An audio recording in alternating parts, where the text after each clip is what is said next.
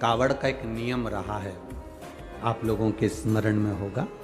जितने भारत के भूमि के, इस विश्व के लोग, जितनी कथा कावड़ शिव महापुराण की कथा तिल्दा नेवरा में चल रही है, इसमें हम सुनेंगे कि कावड़ का नियम क्या होता है।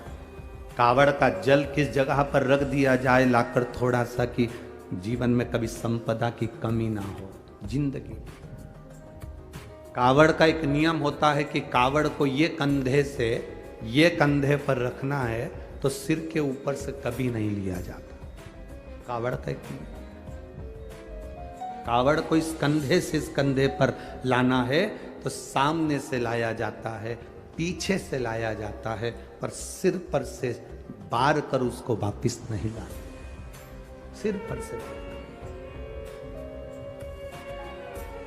कावड़ का एक नियम होता है, जिस नारी का, जिस व्यक्ति की संतान नहीं होती है, उसको कावड़ यात्रा करने से पहले अपनी गोदी में धान चावल को भरना पड़ता है।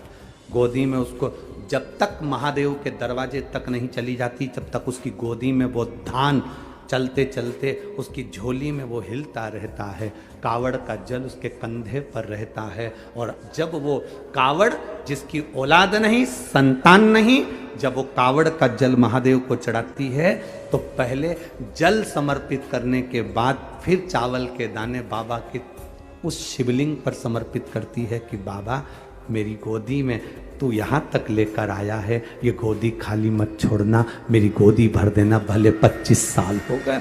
कावड़ यात्रा का नियम है, सिर पे से बार कर वापिस नहीं आती, सम्मुख से कावड़ निकल जाती। लंकाधिपति रावण को सुध पड़ी जब तुमरुका जी ने कहा, जाओ लंकेश, अगर तुम चाहते हो कि शंकर के शरीर में गंध पहुंची है, उस विष की गंध को समाप्त करना है, तो तुम जाकर महादेव को जल अर्पित करो सावन के महीने में। उसी को हमारे यहाँ कावड़ कहा।